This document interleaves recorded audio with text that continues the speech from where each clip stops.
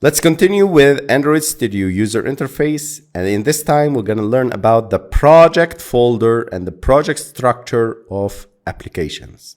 If you select the project tab from the left, you'll see this panel that contains many folders and many files. Let's start with the manifest. Every app project must have an Android manifest.xml file with precisely that name at the root of the project source set. The manifest file describes essential information about your app to the Android build tools, the Android operating system, and Google Play. Java folder contains the Java source code files separated by package names, including JUnit test codes. Res or resources.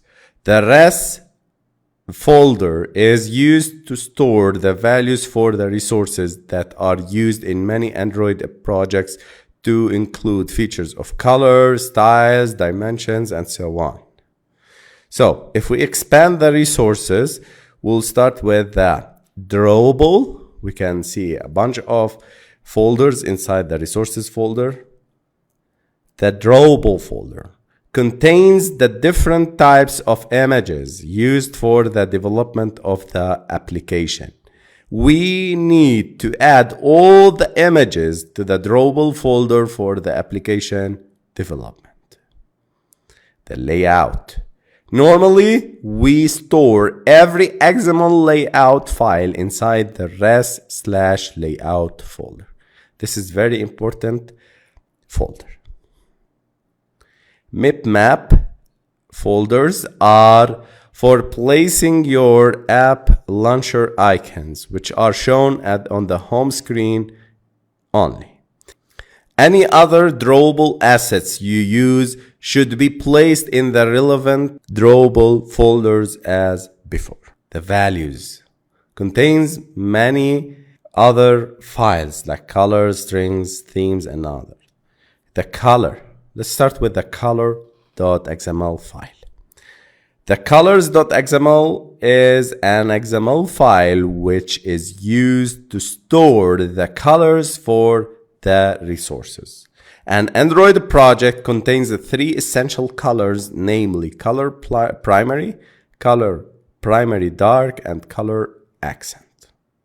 One of the most important as well as widely used values file is the strings.xml due to its applicability in the Android project. Basic function of the strings.xml is to define the strings in one file so that it's easy to use same string in different positions in the Android project, plus it makes the project looks less messy. Also, when we talk about localization and translation, we're going to use the strings.xml file. Themes. Styles and themes on Android allow you to separate the details of your app design from the UI structure and behavior, similar to style sheets in web design. A style is a collection of attributes that specify the appearance for a single view, like you can specify attributes such as font color, font size, background color, and much more. A theme is a collection of attributes that's applied to an entire app activity or view hierarchy. The XML folder, I'll skip it. Later on, I'll talk about it. The res auto-generated or generated will not make anything with it.